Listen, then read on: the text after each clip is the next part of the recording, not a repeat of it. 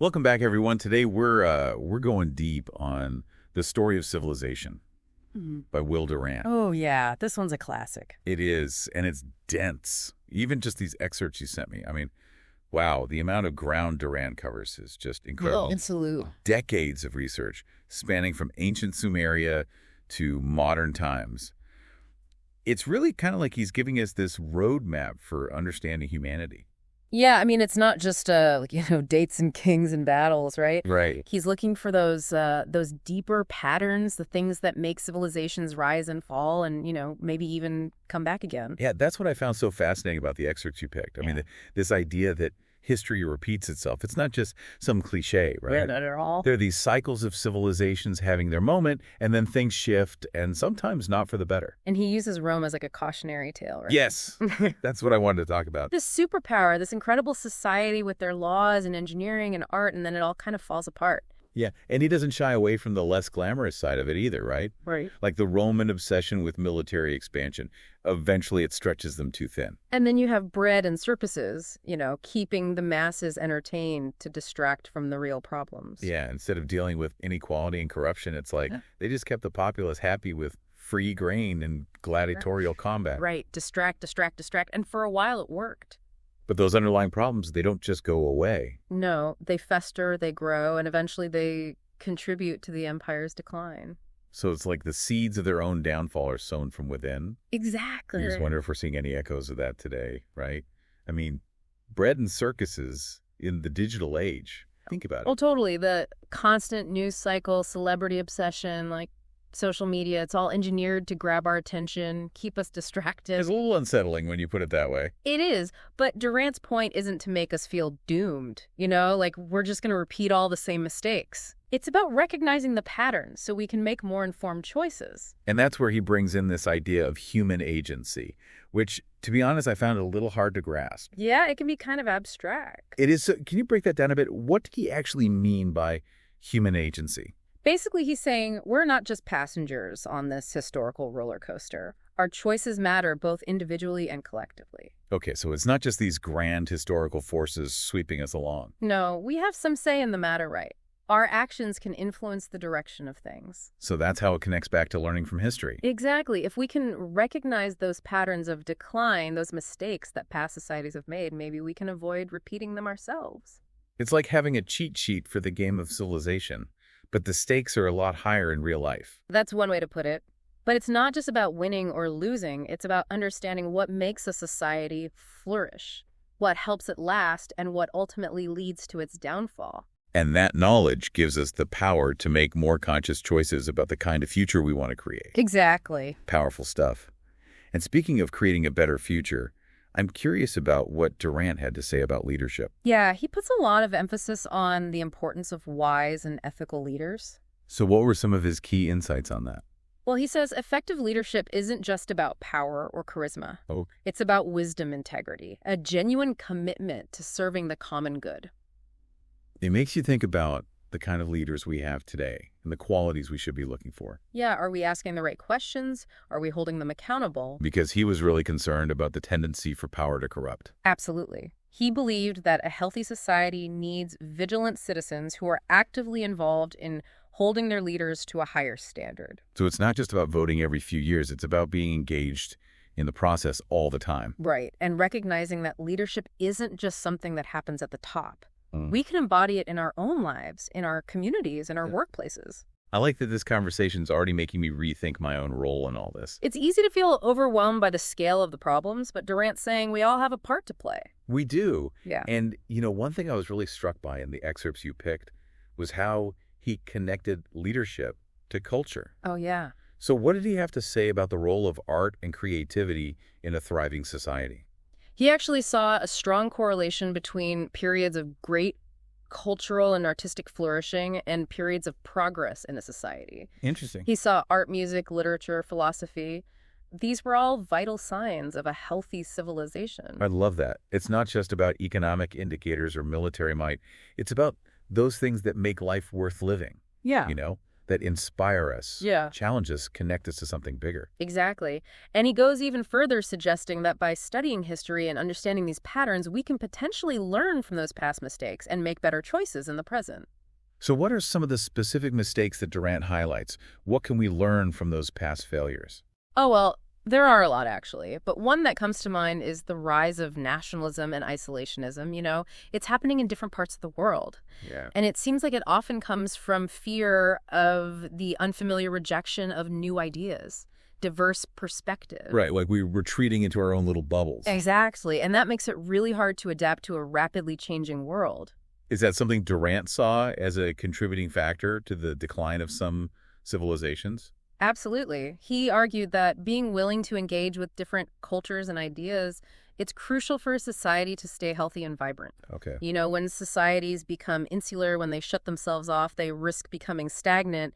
They can't keep up with the evolution of thought and technology. So it's like a form of societal complacency. Exactly. And complacency, especially among those in power, that's a major threat. Because when leaders become too comfortable. Yeah, too convinced of their own righteousness. Right. They lose sight of the needs of the people they're supposed to be serving. It's like those stories about Roman emperors, becoming totally detached from reality, more interested in lavish banquets than governing effectively. It's a classic pattern, and it's not just ancient history. We see it again and again throughout human history. It's a little sobering to think we might be making some of those same mistakes, even with all the knowledge and technology we have today. It is, but remember what we were talking about earlier, human agency. Right. We have the power to learn from those mistakes and make different choices. Okay, so let's say we acknowledge these patterns, Yeah. these potential pitfalls. Mm-hmm.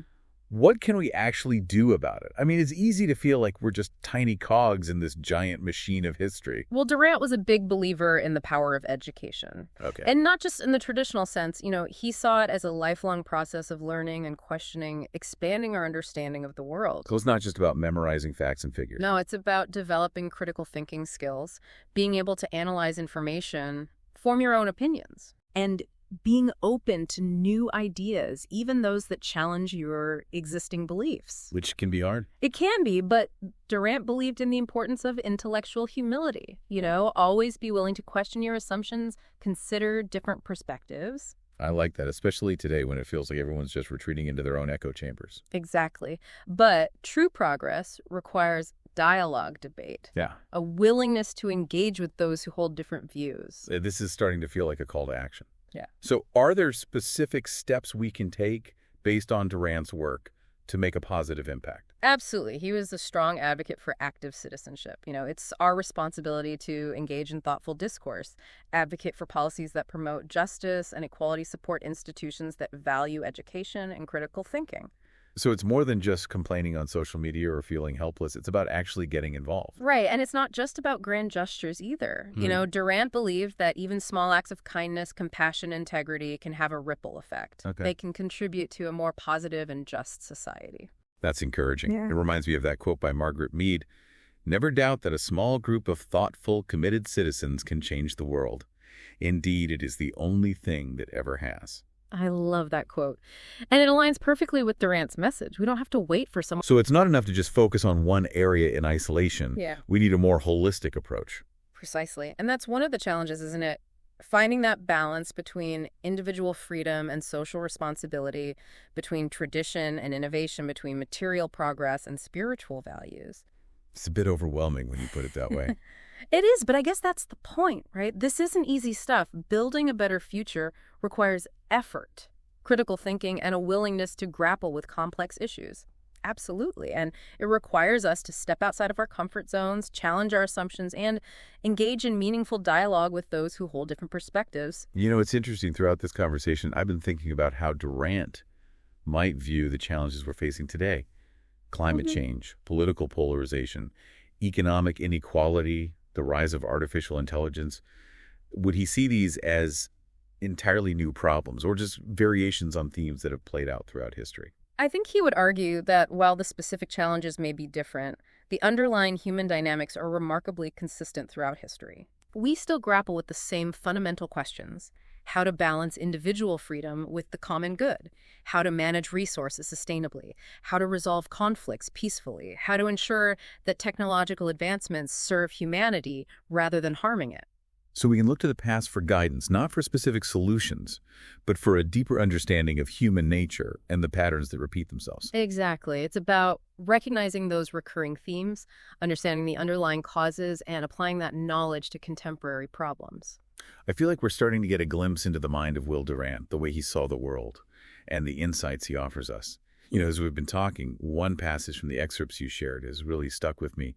He wrote, "The health of a civilization depends upon a delicate balance between individual freedom and social order, between tradition and innovation, between material progress and spiritual values." That feels so relevant to everything we've been discussing. It does, doesn't it? It speaks to the complexity of human societies and the need for a nuanced approach to progress. It's like a reminder that there are no easy answers, no one-size-fits-all solutions to the challenges we face.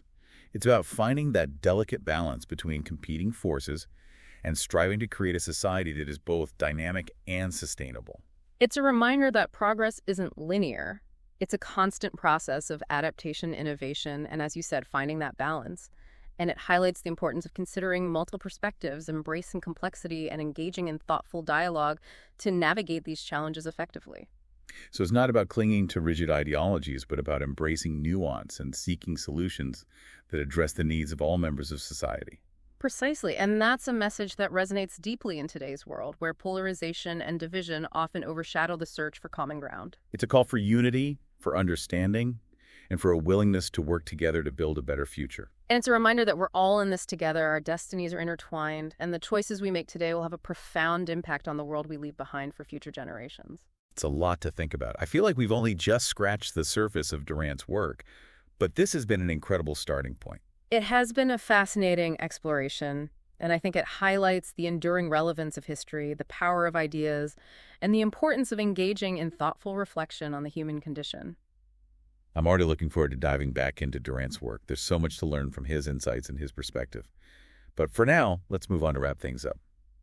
Okay, so we're back, and wow, I don't know about you, but my brain is definitely feeling a little full after all that. Yeah, Durant will do that to you. He will.